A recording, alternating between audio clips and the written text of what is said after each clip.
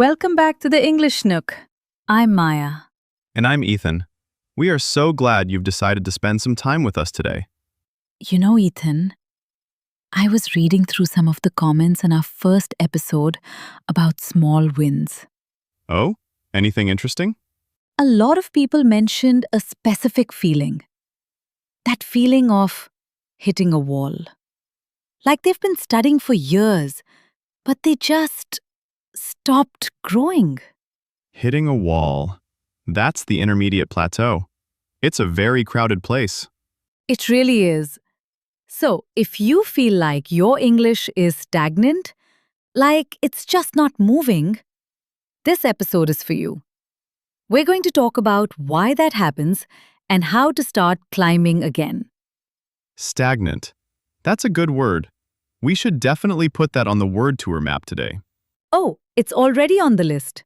Speaking of which, stay with us until the very end for our word tour.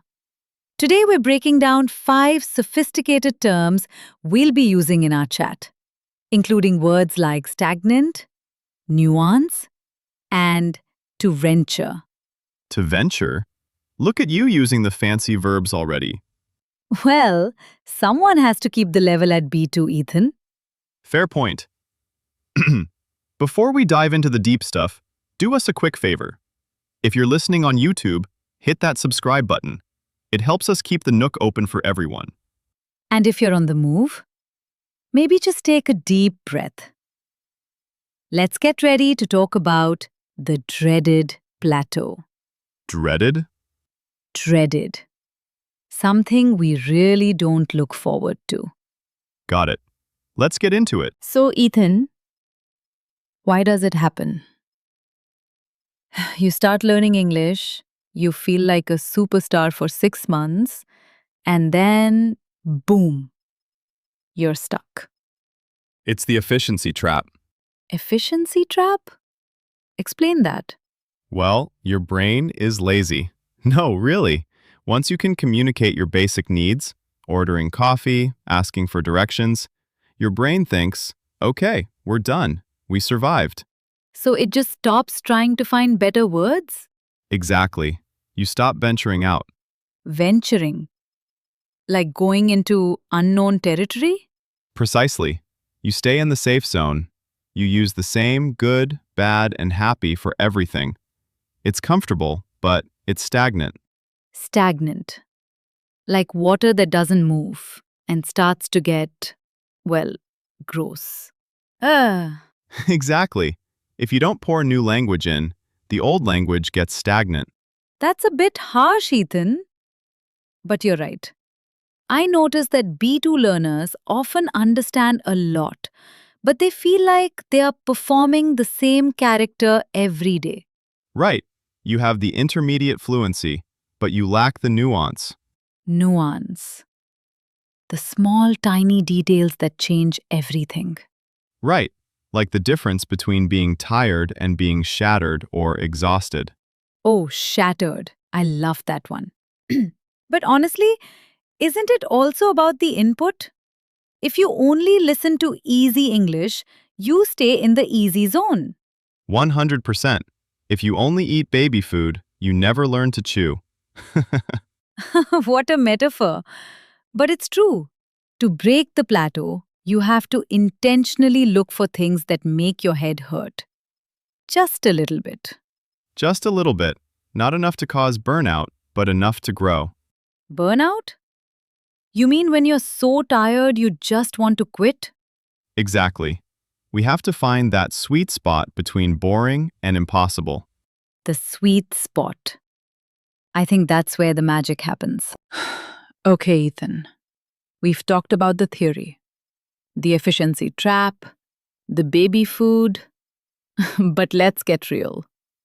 Even as people who love languages, we've both been stuck on that plateau. Oh, absolutely. I remember when I was learning Spanish.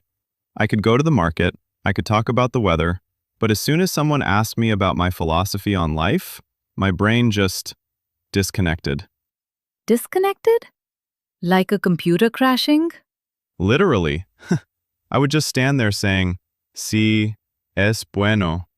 Muy bueno. I sounded like a toddler. It was monotonous. Monotonous. Same tone, same words, over and over. It was soul-crushing, Maya. I felt like I was wearing a mask. I wasn't me in that language. I was just a simplified version of me. I totally get that. For me, it was my writing. I could write emails, sure. But when I tried to write a story or express a complex emotion, everything felt clunky. Like I was using a hammer when I needed a needle. A hammer and a needle. I like that. You mean you lacked the nuance to be precise? Precisely. See what I did there? But really, I remember sitting at my desk, looking at the word happy, and just hating it. I knew there was a better word content, ecstatic, blissful, but my brain wouldn't give them to me. It's like the words were behind a locked door. And the key is somewhere in your house, but you just can't find it. Exactly. And the worst part is the guilt. You think, I've studied for 3 years. Why am I still saying it is very nice, like a beginner? And that's the danger zone. That's where people quit. They think they've reached their limit. Their limit? Do you think we actually have a limit? No way. It's not a limit. It's a plateau. It's just a flat part of the mountain. You just have to change your equipment to keep climbing. Oh, look at you with the mountain metaphors now. You're becoming quite the philosopher, Ethan. Hey, you're the one who used venturing in the first 5 minutes. I'm just trying to keep up. Fair enough. But honestly, I remember one specific day. I was trying to explain why I was upset to a friend, and I just couldn't find the word overwhelmed. I just kept saying, I have too much work. It felt so shallow. Shallow. Like a pool with no deep end. Yes. And my friend just looked at me and said, Maya, it's okay. You're learning. But I didn't want it to be okay. I wanted to be expressive.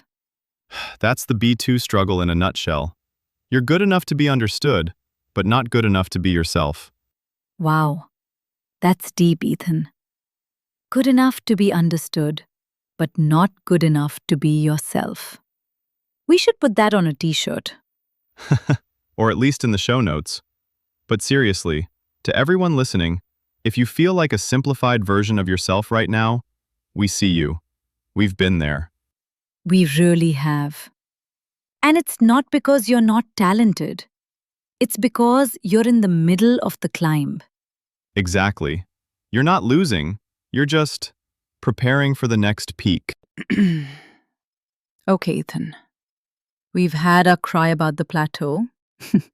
Now let's give our listeners the ladder to climb out of it. The ladder. I like that. Step 1 of the ladder.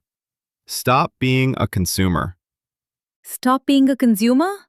But I love shopping, Ethan. Not that kind of consumer. I mean content. Most B2 learners spend hours listening to podcasts, like this one, or watching Netflix. That's passive. To break the plateau, you have to be active. Active. You mean like the baby food metaphor from earlier? Moving from just swallowing to actually chewing? Exactly. If you're just listening, you're just a passenger. You need to drive the car. Okay, so how do we drive? Give me a specific maneuver. Shadowing. Have you ever tried it, Maya? Oh, I have. It's when you listen to a native speaker and try to repeat exactly what they say while they are saying it. Not after, at the same time. At the same time. It's hard. Your brain will want to explode for the first 5 minutes. It really does. It's like a workout for your tongue. But why does it work? Because it forces you to notice the nuance. You start to hear the rhythm, the connected speech, and the emotions. You aren't just saying words, you're copying a soul. Copying the soul. That's very poetic, Ethan. Did you read that in a book this morning? Maybe. I have my moments. But seriously, if you do 5 minutes of shadowing a day, your monotonous English starts to get some color. Okay, I love shadowing. But what about vocabulary? We talked about the locked door. How do we find the key? You have to stop using your safety words. Safety words like nice, good, and interesting. Oh, interesting. The most boring word in the English language. Hey, I use that word. We all do. But here's the challenge. For one whole day, ban yourself from using your top 5 favorite words. If you want to say, the weather is nice, stop. Force your brain to find a replacement. The weather is gorgeous. The weather is stunning. Stunning. That feels so much better than just nice. It does. It's about venturing into the dictionary. Don't wait for the word to come to you. Go find it. I actually have a tip for that too. I call it the synonym swap. Whenever you're writing an email, look at your adjectives. If you see the word small, right-click it. Look at the synonyms. Is it tiny? Is it insignificant? Is it minute? Minute. Look at you. That's a C1 word right there. See? I'm climbing the mountain too, Ethan. You're leading the way. But here is the most important takeaway for today. Forgive yourself for being clunky. That's the hardest part, isn't it? Accepting that you'll sound a bit weird when you try new things. It is. When you start using words like shattered or monotonous, it might feel fake at first, like you're wearing someone else's clothes. Someone else's clothes. I love that. But eventually, those clothes start to fit, right? Exactly. You have to wear them until they feel like yours. Don't be afraid to sound too intellectual or too dramatic. This is your nook. This is your playground. Your playground. I love that. So let's recap the ladder. 1. Stop just consuming, start shadowing. 2. Ban your safety words. And 3. Wear the new clothes even if they feel tight. Perfect. And remember, the plateau isn't a dead end. It's a training ground. Look at you, Mr. Philosophy, ending on a high note. I try, Maya. I try. All right, everyone. Take a breath. We've given you the tools. Now it's time for my favorite part of the show. Here we go. It's time for the word tour. Welcome to the word tour. This is the part of the show where we take the fancy words we used in our conversation and break them down so you can start using them yourself. Remember, don't just listen to these. Try to say them out loud with us. Ready? Word number 1. Stagnant. We used this to describe English that isn't moving. It literally refers to water that is still and often smells bad because it isn't flowing. Right. You don't want your English to be stagnant. You want it to be a river, not a puddle. Try saying, I feel like my progress has become stagnant lately. Word number 2. To venture. This is a much more sophisticated way of saying to go or to try something new. It implies a bit of risk, like venturing into a dark forest. In English learning, you venture out of your comfort zone when you try to speak to a stranger or use a difficult idiom. She decided to venture beyond the textbook. Word number 3. Nuance. Oh, I love the sound of this word. It refers to a very small, subtle difference in meaning or feeling. Right. A B2 learner knows the big words, but an advanced learner understands the nuance between angry, furious, and irritated. It's all about those tiny details. Word number 4. Monotonous. Think of a robot speaking in one single tone. Hello, I am a robot. That is monotonous. Exactly. It means boring because it's always the same. If you use the same 5 adjectives every day, your English sounds monotonous. Word number 5. Dreaded. We call the plateau the dreaded plateau. This means something that causes fear or extreme dislike.